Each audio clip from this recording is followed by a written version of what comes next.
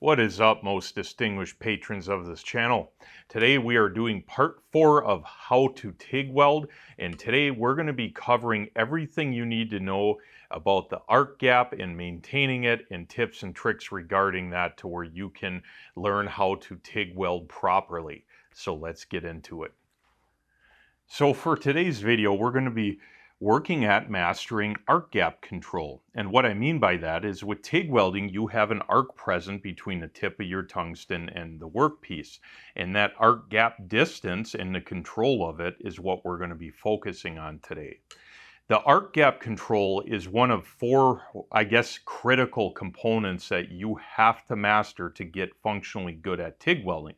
So the first one being arc gap control, the second one being your travel speed, so how slow you move and how consistent you are. You must master that in order to get good at TIG welding. The third aspect of TIG welding that you must master is your foot pedal control or amperage control. Not all TIG welders or TIG setups have a foot pedal, but if yours does, you need to master that and sync your foot with your brain in order to control that molten puddle. And then of course the fourth aspect of TIG you must master is the filler metal addition, which is where you use your non-dominant hand to push filler metal into the weld pool. Those are the 4 critical components that if you can master those or at least get really decent, TIG welding you're going to find is overall very enjoyable and easy. But you have to start somewhere, which is why I chose to pick out arc gap control, because it's honestly the most important out of all of them. So with that said, let's do a little bit of book learning. So depicted here is your ceramic nozzle and your TIG tungsten of your TIG torch, and this is your base material you're trying to weld. With TIG welding, arc gap control, which is the distance the TIG tungsten is to your workpiece, is absolutely critical. And like I said, you need to maintain that 1 millimeter to 1.5 millimeter gap, which is about 1/16 of an inch. Or an even better way is whatever the diameter of the filler material you're using, that's the gap that you should be maintaining consistently. The more consistent that you can hold that over your traveling, the better your weld is going to turn out. When you look at a standard arc cone, you're going to have something that looks like this, and this is your arc cone while you're welding. I'll put a picture of it up right now. A normal arc cone at say 100 amps is going to be very consistent. It's not very big, it's not very small, it's going to look something like this. As you increase amperage, your arc cone is going to go wider. As you decrease amperage, your arc cone is going to neck down to a smaller. As you increase your arc gap, so how far the tungsten is from the workpiece, that will also widen the arc cone, and as you shove that tungsten closer, it will narrow the arc cone. So keep that in mind and think of this. You have 2 ways to control how wide your arc cone is. 1, by how much of a gap you have, and 2, how much amperage you have. So on normal TIG welding, you produce very small welds, much smaller than you're going to produce with MIG and stick. And that's a great thing, especially for thin material.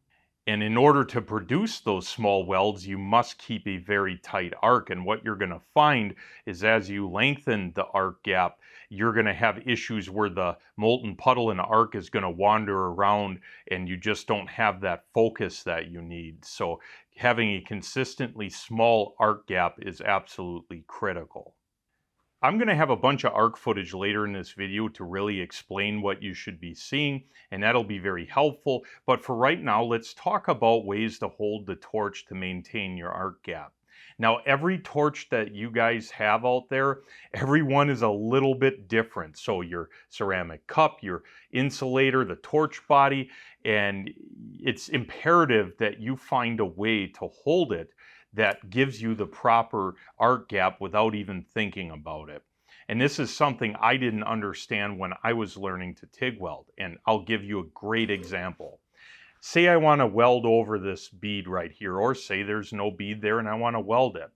If I hold this torch like this and don't have my hand propped, like, don't get me wrong, I have a fairly steady hand, but I'm all over the place and I'm far too moving far too much in order to do a decent bead. Now, if I hold it like this, where all I'm doing is resting the neck of it and the body of it, the grip, on my hand, now without even thinking of it, I can bring it close. Sometimes I'll touch it just to get an idea, okay, it's there, and back it off that little bit, and now watch what happens. Without even thinking of it, just by rolling my hand, I'm able to weld this whole weld, which is about 3.5, 4 inches long, with a proper arc gap without even struggling. And that is why you must find a way to hold your torch in a manner that will give you a prop and give you control over it. I highly recommend practicing with, well, obviously a set of gloves when you're welding. Rest your hand on what you're welding. Let's face it, guys, you're not going to be welding roll cages and all sorts of stuff on vehicles with this process until you get good on flat plates. So for the time being, practice just like I am. Run your beads and try and maintain that arc gap. Yes, you will dip the tungsten, but if you get everything positioned just right, I can even do it like this. And actually, that's shockingly comfortable as well. And without even trying, I can maintain the arc gap. There's all sorts of grips. Some people like to grab it like this. That's more or less the cigar. That works fine. You want to be careful because this often gets pretty hot and you might melt your knuckle. So make sure that you have a decent glove on if you're going to do that. But there's any number of ways. The more skilled you are and the more jobs you take with TIG, you're going to have to do all sorts of wild things. Like you might have to hold it like this and weld it. Okay, and I can, just by rolling my wrist, run this whole length pretty easily. So you have to be comfortable, you have to have a prop, and you have to hold it in a manner that's going to benefit you to where your movements of your body are minimized. So no freehand TIG welding until you're pretty much mastered everything else. Speaking of your amperage control, which in the case of TIG, you probably have this foot pedal here. One of the things you need to do with this when you're learning to run your little fusion welds on plate is set your machine for an appropriate amperage. So if you're welding like somewhere between 5 and 7 millimeter plate, which is what I would recommend, aka somewhere around 1/4 inch, a little bit thicker, a little bit thinner, you want to run say 100 to 120 amps, set your machine for that, and then go full pedal.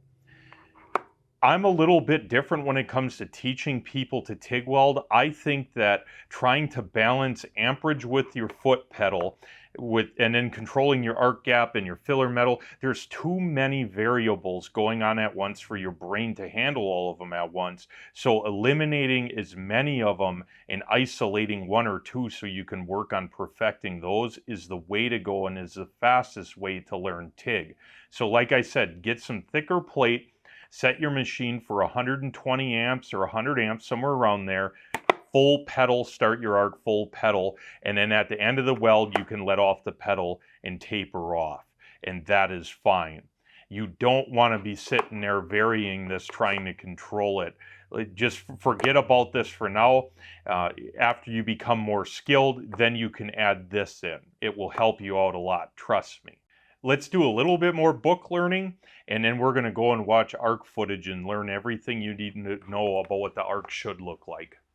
Depicted here are fusion welds, basically, where you just drag the molten puddle and no filler is added. This is what you should be aiming for. You want your weld to more or less look like these guys right here, where it's consistent in width and it's very straight. That's depicted here. What you're going to find is if your fusion weld looks like this, where it necks down, goes wider, this is due to inconsistent arc gap and inconsistent travel speed. It may be one or the other or both. In order to turn this into this, you must go consistent in travel speed. Forward, you must be consistent in arc gap.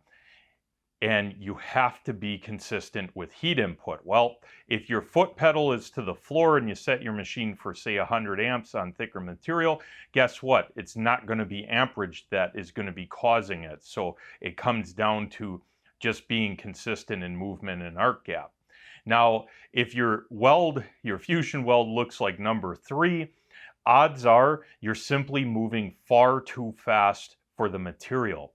One of the things you got to get into your mind with TIG is it's a very slow process. When you're talking 100, 120 amps, especially on 1/4 inch plate, if you move too fast, your fusion weld will more or less neck way down, will produce no weld, and it will be spotty like this. So a trick to fixing that is you could run more amperage. That's a possibility, and that would allow you to travel faster while maintaining a decent fusion line. But for all practical purposes, for practice, you need to, at 100 to 120 amps, be able to produce this without this.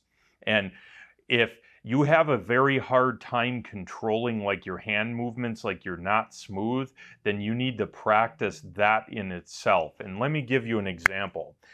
To learn TIG, it wouldn't hurt to take a marker like this and try and draw a straight line. And I'm going to demonstrate it here, okay? Now, I'm not perfect here, but that's pretty straight considering my body positioning. You need to practice that holding a marker rather than your TIG torch and do the same thing. And I'm gonna do a little better example. This is more like how I would hold the TIG torch. If you can take this and go straight despite having an arc to your wrist, and take a look at that. Reasonably straight, more than straight enough to do a decent TIG weld, and that's probably 10 inches long, and I barely move my hand. Keep in mind, if you grab this torch all the way back here, you can actually maintain that level, that length of weld with barely moving your hand, okay? So you need to get in the habit of running straight lines.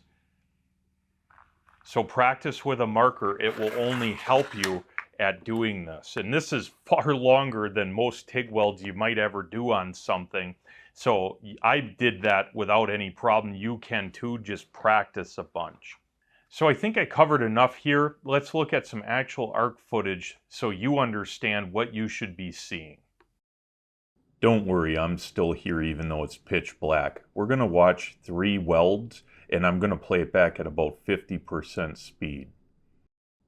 The arc start was done high frequency. As you can see, I'm going to full pedal. I have the machine set at either 100 or 120 amps. The arc cone is fairly wide, but you can see that fusion line behind the arc is not very wide at all. Now, that arc cone actually comes a fair bit up on a tungsten, so you can see there as I taper out that the arc gap, the tip of the tungsten to the workpiece, is actually very close. You just can't tell that because of how high that arc cone comes up. And that's where a lot of people get confused. They end up holding a longer stick out or arc gap than what they think they have. So you got to keep that tungsten in there close. Again, you can see how close it is. Maybe 1 millimeter, 1/16 or closer. You can see how that tungsten stays the same distance from the workpiece the whole time. That's what you want to focus on. Let's watch the whole video again. I can't stress enough to you guys how important it is to keep a consistent arc gap. If it's consistently too long, so what? Your weld will still be consistent. If you're all over the place, it's going to be very difficult to get a clean, equal width weld. Now again, you look at that, very consistent in arc gap. Everything's just going well here. One of the things that you're going to learn as you get better at TIG is the actual arc gap is of little concern in the sense that I'm not actually looking at that exact measurement and determining how far away the tungsten is. What you do is you go by the light output. When you run a fixed amperage, like say 120 amps, If the light of the arc gets brighter, you know that your arc gap is getting bigger. If it gets dimmer, you know that your arc gap is getting closer. This allows you to maintain a very consistent arc gap without actually visually seeing the gap between the tungsten and the workpiece. Now let's watch the whole video again in real time, and I won't comment on it.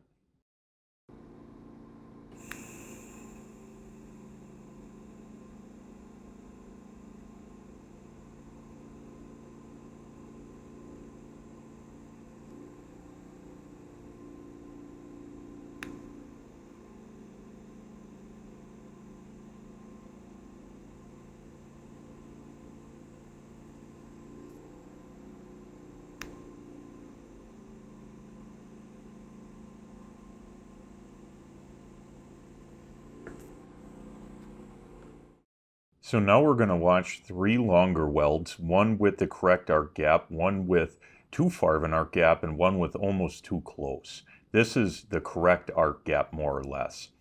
Now the arc starts, I'm slowly going along. By the way, this is 50% speed, so we're not moving very fast at all because it's slowed down. The arc cone's doing pretty good. That orange halo you saw with surface contaminants, I welded over a tack that I didn't clean. And you're going to have that. TIG is very sensitive to welding over any kind of contaminants or oxides. It's not like stick or even MIG for that matter. Now, the tungsten's bobbing up and down a fair amount, and I didn't have a really good hand position, and I actually welded this while watching it through the camera, so cut me some slack. Anyways, that was pretty good, pretty consistent, and the fusion weld is going to look good when we're done and we look at the 3 of these. Now, let's look at too long of an arc gap. So almost immediately I pulled the tungsten up too high, and again, this is the same amperage, about 100 or 120 amps, and look how wide that arc cone is, and watch how it's going to kind of wander a little bit around, and it's going to make a really crappy looking fusion weld. Now, I was able to get a decent result simply because I was consistently long. If your arc cone is that wide with 100 to 120 amps, then your arc gap is simply too wide. The difference on that one was about double a 1/16 or somewhere around 1.5, 1.6 millimeters, so around 3 millimeters or so. So not very much difference, makes a huge difference. This one is arguably a little bit too tight, but I was able to get away with it. Now you can see the light output is actually less than the previous 2. The problem when you hold too tight of an arc is you're likely to dip it, especially when you're adding filler material, because remember, when you add filler, the molten puddle rises, so too tight of an arc will push your puddle directly into the tungsten and contaminate it. All right, well, we're going to watch it in real time now.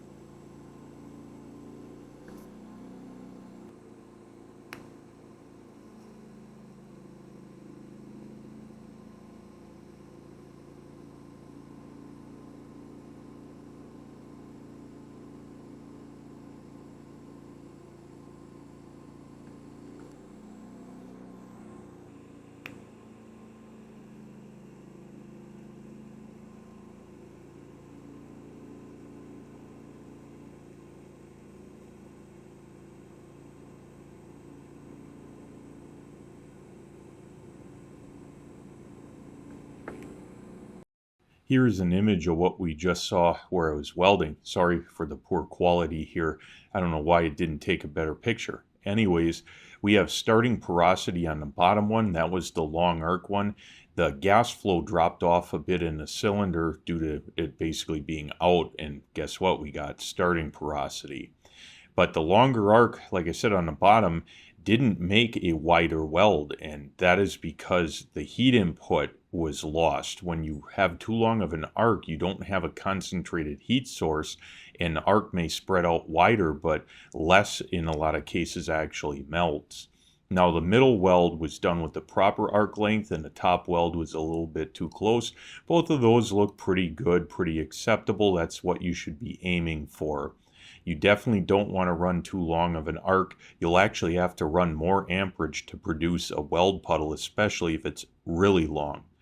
Well, let's move on and look at some more footage. So now we're going to watch an arc start and short weld, and this is at about 20% real speed.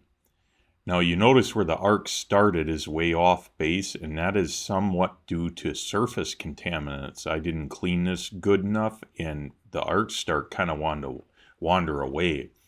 Now watch that molten puddle, how it's bubbling and moving, and you're going to see porosity show up. So this is partially a gas flow issue. Again, I was running out of argon, and also surface contamination. If you see your molten puddle bubbling like this, that's a good sign you need to clean your material better. With that said, the arc gap is very consistent here, and what you should be focusing on when you're welding is dragging that little molten dime or that molten puddle along. If that dime more or less disappears, it means that you're moving too fast or you're running too low of amperage. And you just drag it along and allow it to melt the base material. The more consistent you are in movement, the more consistent the fusion weld you put down will be. Keep in mind that this is magnified many times over, and you're not going to see this level of detail, even if you have superhuman vision. Now let's look at it in real time.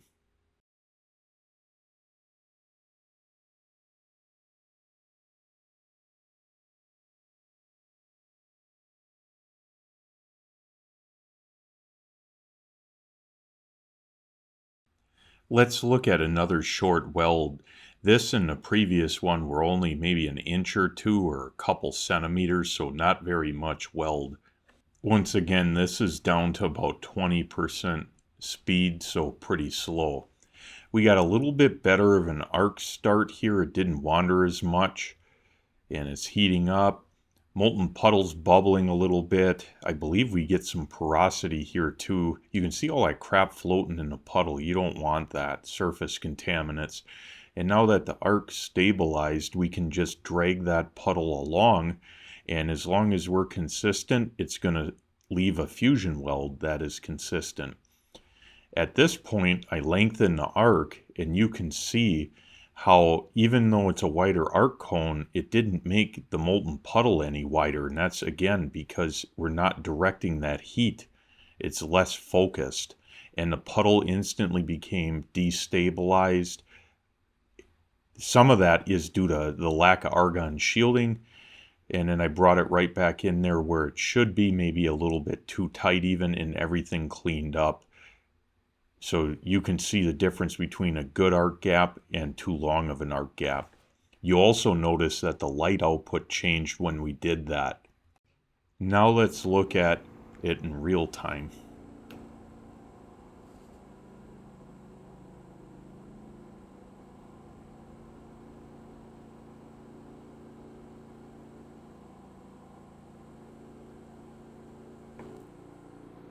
So this last one, I slowed it down to about 15% speed, so we're very slow.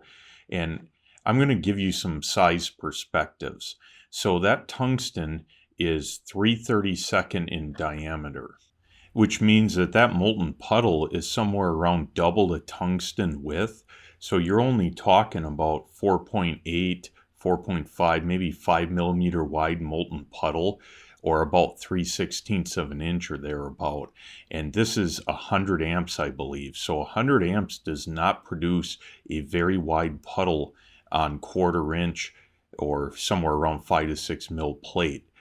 And that's a mistake a lot of people make. They run a super long arc gap and they try and make a weld that would be like the width of maybe a 3/32 stick electrode or like a MIG bead, and that is not what TIG produces. TIG produces very small, fine beads. Now, had I ran 180 amps, yes, it would be wider than this, but it still will not compare to like a stick weld. It's a very small bead that you should be aiming for, and the only way you can achieve that is shoving that tungsten real close and hopefully not dipping it. Probably the greatest benefit of TIG welding is because your heat source is separate from your filler, you're able to achieve very small high fusion welds that are much smaller than you'd ever be able to achieve with short circuit MIG or stick. Those processes require higher amperage because of the metal that they deposit has to melt, therefore you cannot deposit small welds. Let's watch it in real time.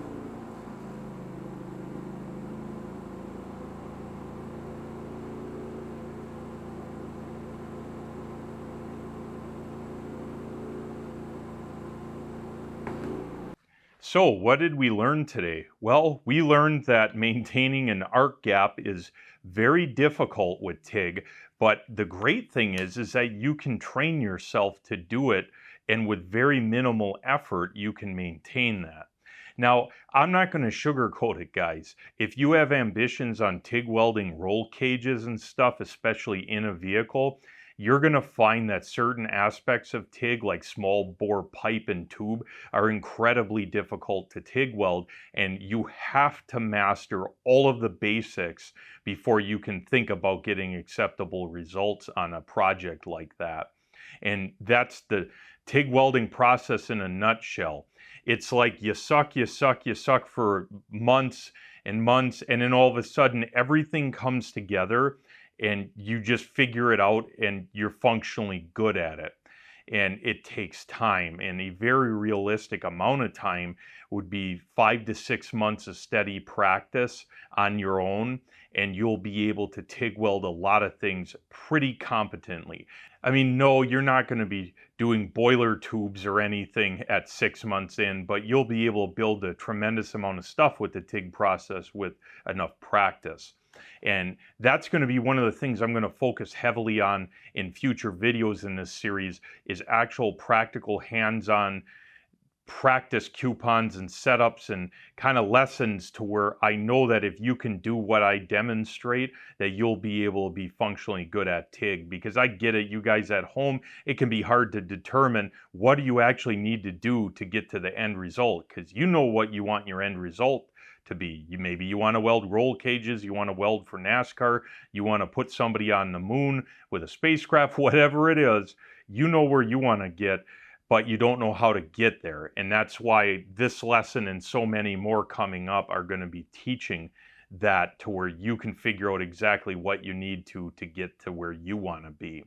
So with that said, thanks for sticking around for the lesson. Hopefully you learned something. Until next time.